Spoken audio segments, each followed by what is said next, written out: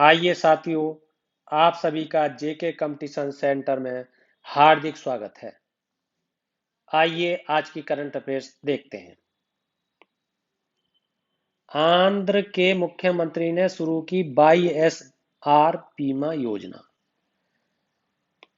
आंध्र प्रदेश के मुख्यमंत्री वाईएस जगन मोहन रेड्डी ने नए दिशा निर्देशों के साथ वाईएसआर बीमा योजना शुरू की है। इसके तहत बीमा दावों को आसान बनाने के लिए सरकार स्वयं मृतक परिवार को सीधे बीमा राशि का भुगतान करेगी। सीधे करेगी, बिल्कुल डायरेक्ट, इनडायरेक्ट नहीं। पिछले 2 वर्षों में राज्य सरकार ने वाईएसआर बीमा के लिए 1307 मतलब 1307 करोड़ रुपए खर्च किए थे। अब देखिए, ये हैं आपके जगन मोहन रेड्डी। जगन मोहन रेड्डी, इनको गंभीरता से देखिए। ये हैं आंध्र प्रदेश के मुख्यमंत्री। इनसे संबंधित क्या क्या प्रश्न आ सकते हैं आपके, और कई बार वैसे बताया है मैंने आपको, मगर फिर भी आपको बताता हूं, हर बार बताऊंगा। जब तक आपका सिलेक्शन नहीं होगा बार बार बताऊंगा, हर बार बताऊंगा। मैं नहीं थकूंगा, इसलिए आप ध्यानपूर्वक देखिए। राजधानी पूछी जा सकती है। साथियों, दोस्तों, बहनों, राजधानी पूछी जा सकती है और कई बार बताई भी गई है आपको, इसलिए हैदराबाद है। मगर हैदराबाद है, मगर एक इसकी प्रस्तावित राजधानी है कि उसका प्रस्ताव कर दिया गया है कि यहां से हट जाएगी और कहां पहुंच जाएगी आपकी, अमरावती। ये इसकी प्रस्तावित राजधानी है। कई बार पूछा गया है कि आंध्र प्रदेश की प्रस्तावित राजधानी कौन सी है, तो आपका उत्तर होगा अमरावती। अच्छा, और क्या प्रश्न हो सकता है? आंध्र प्रदेश का सबसे बड़ा शहर कौन सा है?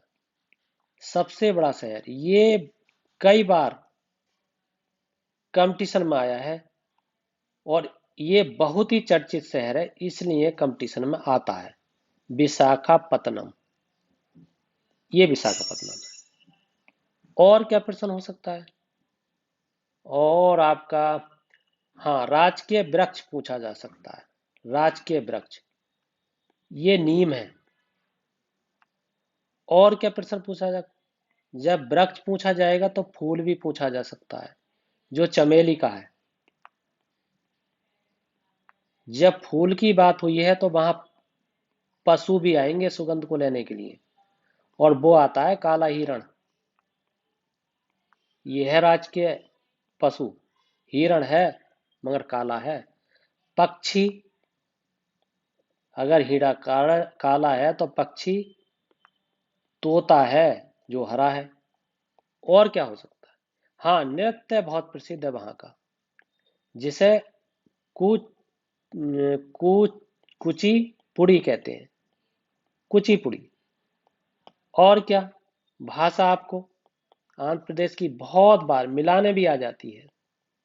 तेलुगु, तेलुगु भाषा है वहां की। अच्छा, नदियां बहुत प्रसिद्ध है। नदियां, नदियां कौन कौन सी है?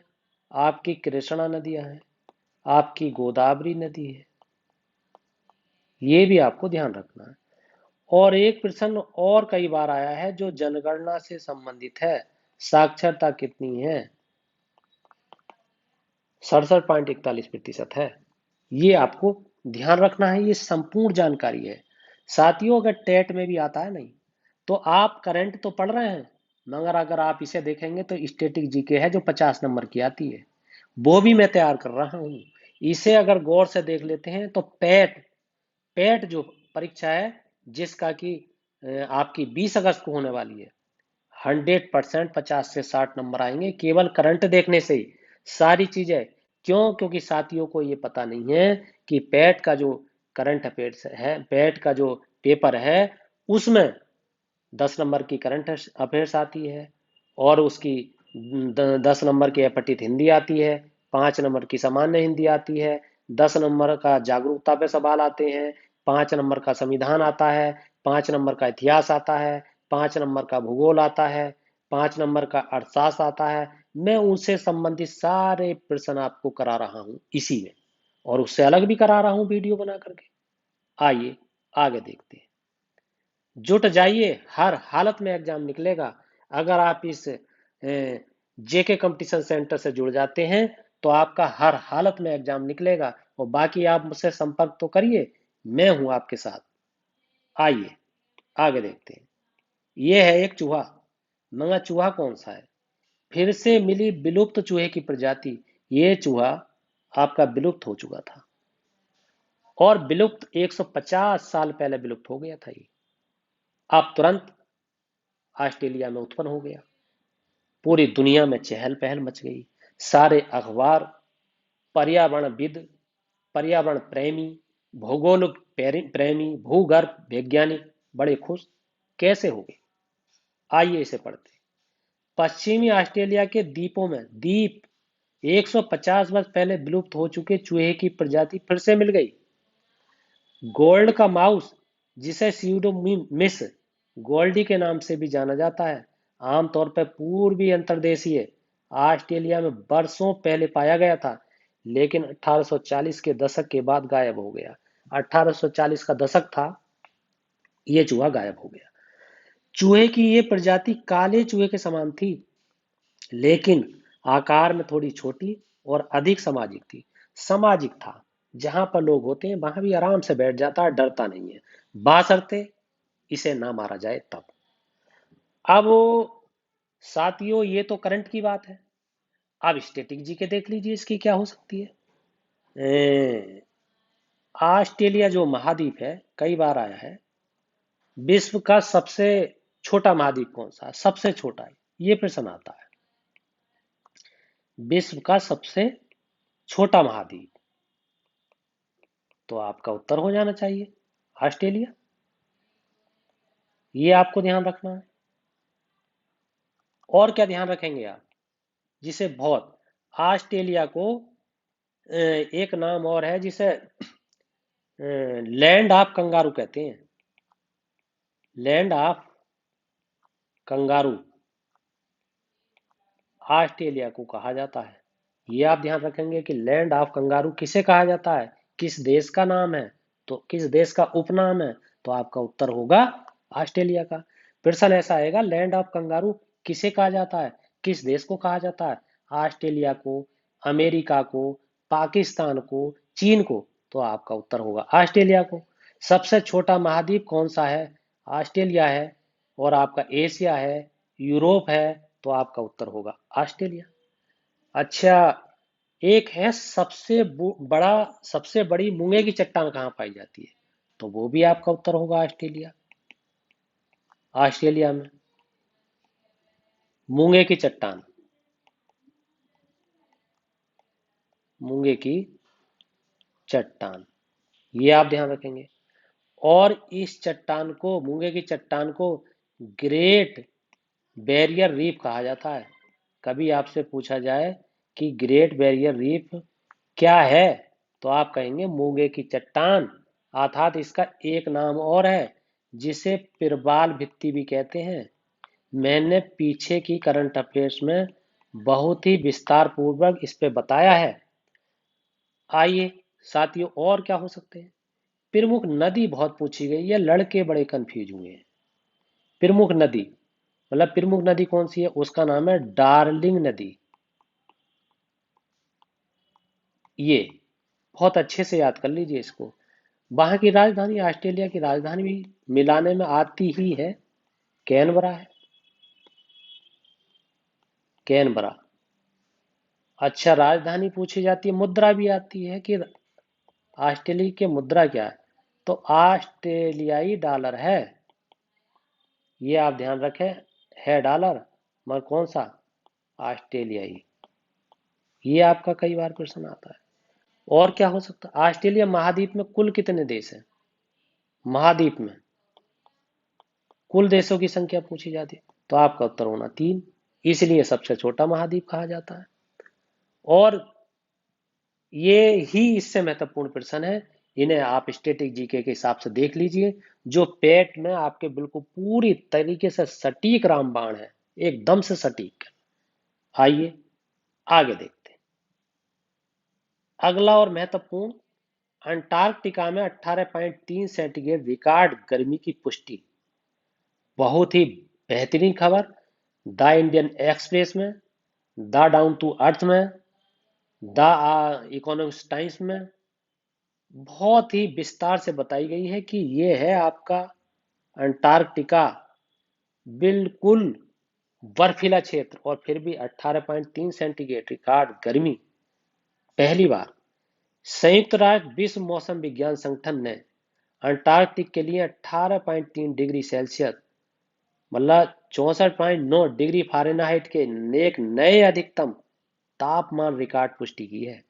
अंटार्कटिक महाद्वीप के लिए डब्ल्यूएमओ द्वारा सत्यापित पिछला रिकॉर्ड 24 मार्च 2015 को एस्पेरांजा रिसर्च स्टेशन में 17.5 डिग्री सेल्सियस यानी 63.5 डिग्री फ़ारेनहाइट दर्ज किया गया था। बहुत ही ये पर्यावरण से संबंधित प्रश्न है, ये भौगोलिक दृष्टिकोण से संबंधित प्रश्न है, ये आपका विज्ञान से संबंधित प्रश्न है।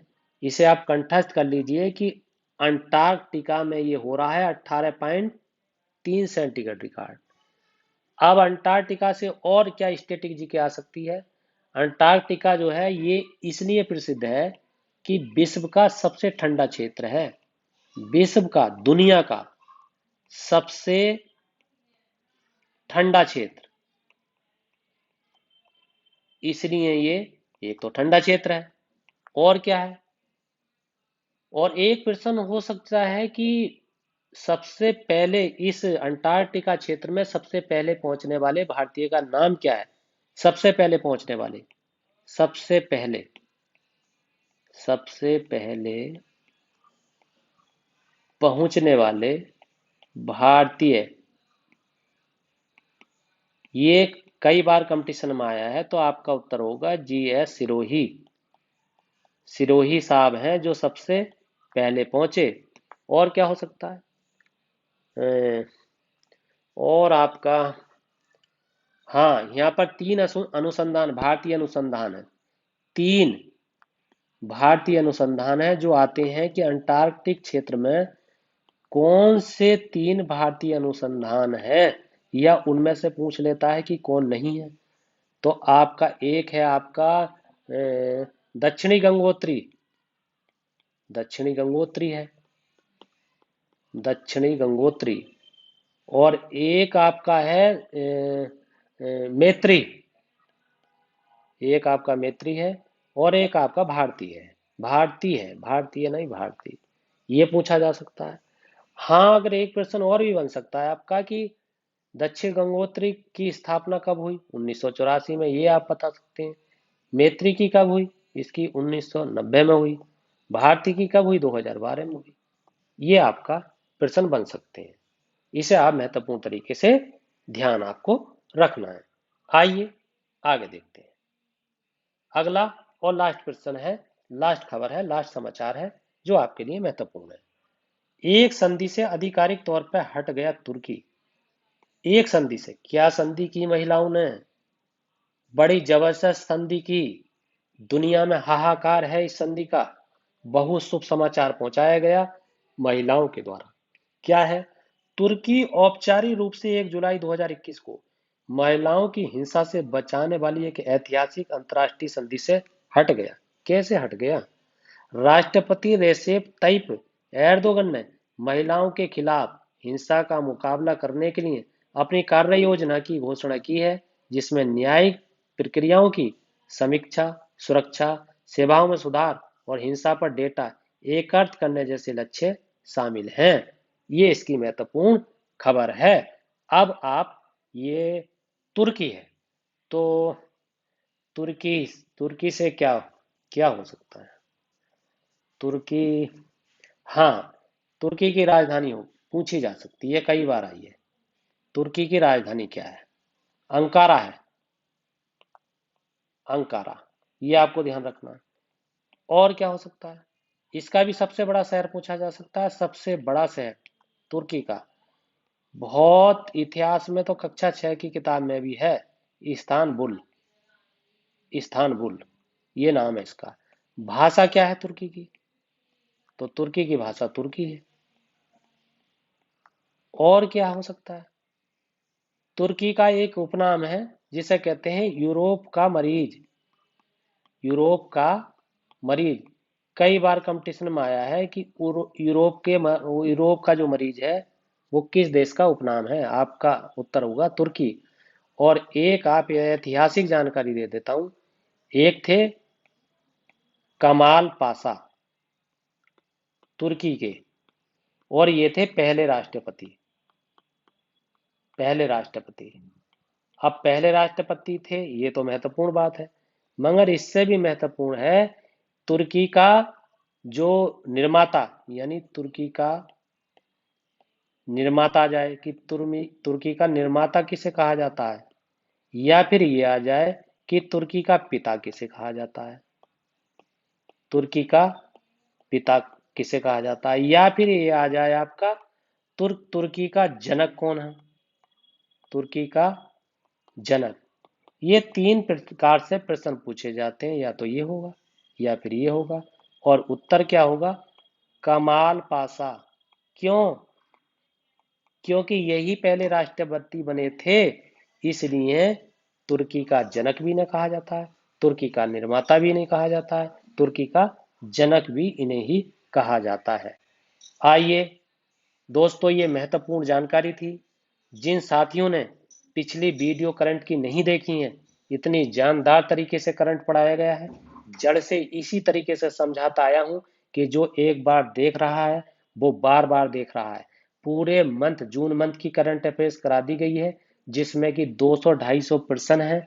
उन्हें हिंदी और अंग्रेजी दोनों तरीके से समझाया गया है। और संविधान की वीडियो बना दी गई है। हिंदी हिंदी इतने विस्तार से और इतने अच्छी तरीके से समझाया गया है कि जिसने हिंदी देख ली जड़ में जाकर के, उसे कभी हिंदी पढ़ने की जरूरत नहीं है। इसलिए साथियों, दोस्तों, अगर आपको पैट का एग्जाम निकालना है या कोई भी एग्जाम निकालना है, टेट का निकालना है, आप इसको पढ़ जाइए। करंट अफेयर्स ये बिल्कुल एकदम से मजबूत है। अगर इससे आप करंट अफेयर्स को ग्रहण कर लेते हैं, स्वीकार कर लेते हैं, मूल्यांकन कर लेते हैं, अवलोकन कर लेते हैं, इसकी समीक्षा कर लेते हैं, तो समझ लीजिए यहीं से प्रश्न आएंगे। करंट अफेयर्स आपको जैसी ये है वैसी किसी यूट्यूब चैनल पर नहीं मिलेगी। आप इसे एक बार पढ़ के तो देखिए, इससे जुड़ कर तो देखिए, इसको समझ कर तो देखिए। आइए साथियों, यदि आपको ये वीडियो पसंद आई है तो इस वीडियो को आप सब्सक्राइब जरूर कीजिए। आप इसको लाइक कीजिए, कमेंट्स कीजिए, अपना फीडबैक दीजिए। यदि कहीं मेरी गलती है तो मैं उसको सुधारूंगा। आप अपने सुझाव मुझे दीजिए, और अगर सही है तो मेरा हौसला बढ़ाने के लिए मुझे प्रोत्साहित कीजिए। लाइक कीजिए, कमेंट्स कीजिए, शेयर कीजिए। इसी के साथ आपका बहुत बहुत धन्यवाद।